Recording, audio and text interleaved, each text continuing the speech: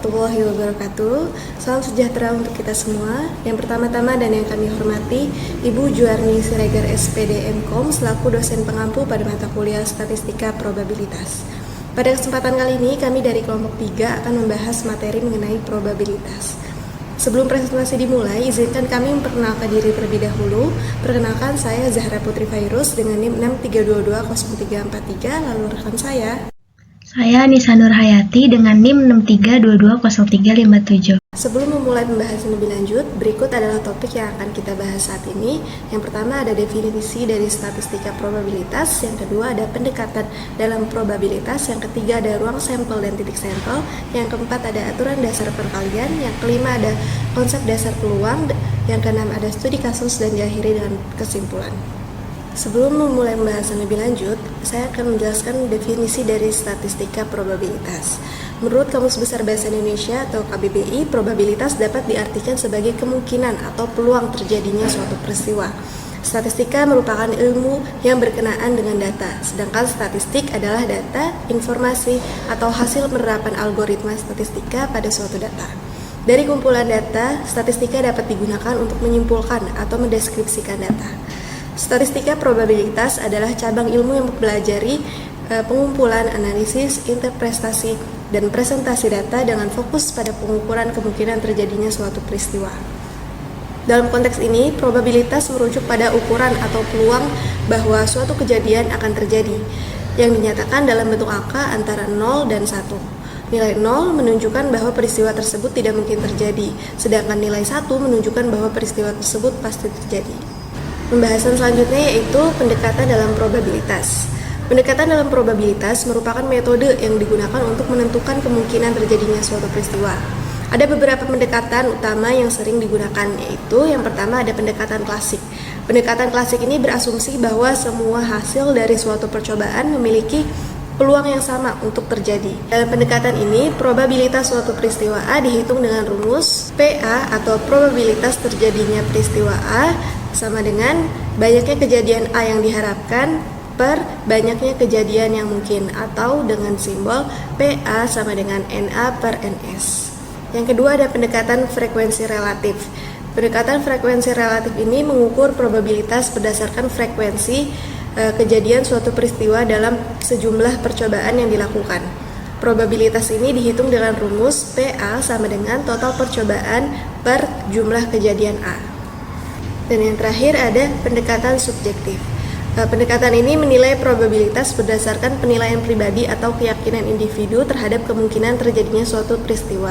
Pendekatan ini seringkali digunakan ketika tidak ada data yang cukup untuk menghitung probabilitas secara objektif. Selanjutnya ada ruang sampel dan titik sampel. Definisi dari ruang sampel adalah himpunan semua hasil yang mungkin dari suatu percobaan. Ruang sampel sendiri sering dilambangkan dengan huruf S besar atau T besar. Setiap elemen dalam ruang sampel disebut dengan titik sampel. Sedangkan titik sampel adalah hasil individual dari percobaan yang dilakukan. Setiap hasil yang muncul dalam ruang sampel merupakan titik sampel. Halnya saat kita melempar dadu. Jika kita melempar sebuah dadu, ruang sampelnya adalah S sama dengan 1, 2, 3, 4, 5, dan 6. Dalam percobaan melempar dadu ini, hasil titik sampelnya adalah 6. Dalam hal peristiwa atau kejadian, konteks probabilitas adalah himpunan dari satu atau lebih hasil yang terjadi dalam suatu percobaan. Ada 3 macam operasi himpunan. Yang pertama ada gabungan atau union. Notasinya A gabungan B, menunjukkan kejadian di mana salah satu atau kedua kejadian A dan B terjadi. Yang kedua ada irisan atau intersection. Notasinya adalah A irisan B, menunjukkan kejadian di mana baik A maupun B terjadi secara bersamaan. Dan yang terakhir ada komplement. Notasinya A komplement, menunjukkan semua hasil yang tidak termasuk dalam kejadian A. Pembahasan selanjutnya yaitu aturan dasar perkalian. Aturan dasar perkalian merupakan metode yang digunakan untuk menghitung banyak kemungkinan hasil dari beberapa prosedur yang dilakukan secara berurutan. Terdapat 3 metode dalam aturan dasar perkalian. Yang pertama ada diagram pohon. Metode ini merupakan cara visual untuk menggambarkan semua kemungkinan hasil dari suatu percobaan. Setiap cabang dari diagram mewakili pilihan yang berbeda. Seperti yang ada di contoh, ada celana, baju, dan pasangannya. Untuk celana ada dua pilihan, ada hitam dan biru. Untuk baju ada kuning, merah, putih, dan ungu. Dari diagram di samping, kita dapat membentuk 6 pasangan outfit berbeda dengan 2 celana dan 3 baju. Metode kedua yaitu tabel silang. Tabel silang merupakan cara lain untuk mengorganisir informasi mengenai kombinasi yang mungkin dengan menggunakan tabel. Seperti contoh yang sama, berdasarkan data yang disajikan, ditemukan sebanyak 6 pasangan yang memenuhi kriteria tertentu seperti yang ada di tabel. Metode yang terakhir yaitu pasangan terurut, yang merupakan cara untuk mencatat setiap kombinasi sebagai pasangan yang terpisah. Ini sering digunakan dalam konteks himpunan. Selanjutnya ada konsep dasar peluang. Konsep dasar peluang ini mencakup berbagai jenis peluang yang digunakan untuk menganalisis kemungkinan terjadinya suatu kejadian. Ada beberapa jenis peluang termasuk dengan rumus yang relevan. Yang pertama ada peluang gabungan. Peluang gabungan ini merupakan peluang terjadinya 2 atau lebih kejadian secara bersamaan. Jika kita memiliki 2 kejadian A dan B, rumus untuk menghitung peluang gabungan adalah P buka kurung A gabungan B sama dengan PA ditambah PB dikurang P irisan B. Yang kedua ada peluang kejadian saling asing. Peluang kejadian saling asing ini merupakan kejadian saling lepas atau saling silang yang kejadiannya tidak memiliki irisan. Artinya, jika suatu kejadian terjadi, kejadian lainnya tidak dapat terjadi. Untuk kejadian saling lepas A dan B, rumusnya adalah P buka kurung A gabungan B sama dengan PA ditambah PB. Yang ketiga ada peluang kejadian saling bebas.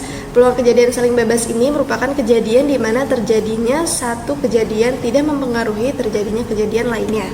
Untuk 2 kejadian A dan B ini yang saling lepas, rumusnya adalah P buka kurung A irisan B sama dengan PA dikali PB. Yang terakhir ada peluang kejadian bersyarat.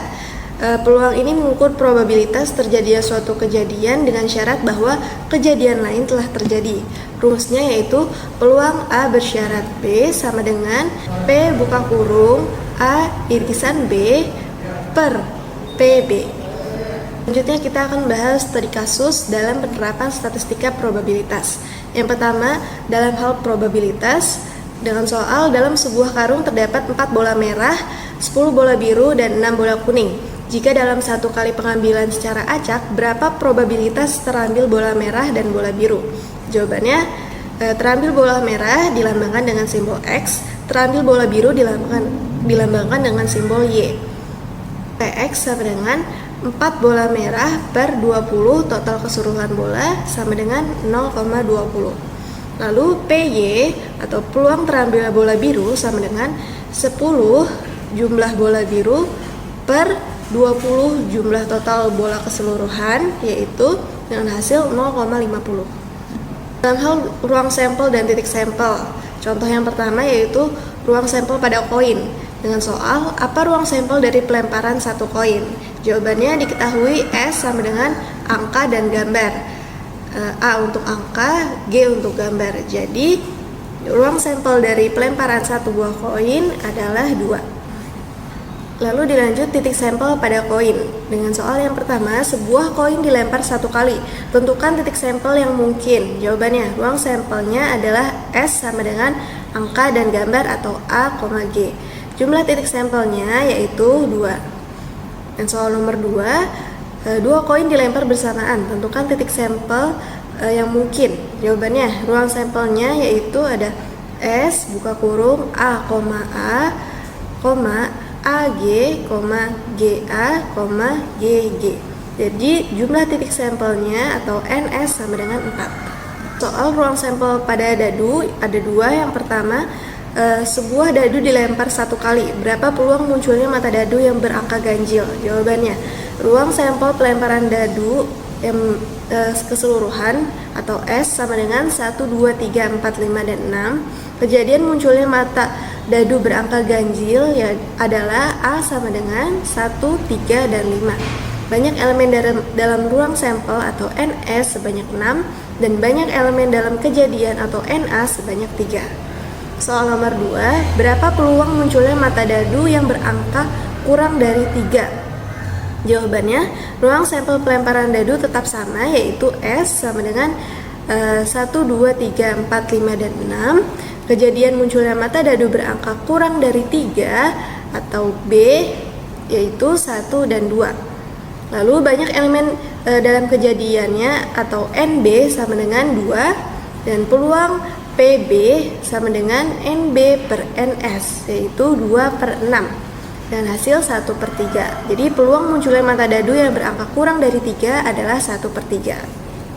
Dalam titik sampel pada dadu, dengan soal jika dua buah dadu dapat dituliskan sebagai pasangan atau dadu pertama dan dadu kedua, jawabannya S sama dengan 1,1, pasangan dadu pertama dan dadu kedua 1,2, 1,3 sampai dengan 6,6, dengan total titik sampelnya adalah NS sama dengan 36.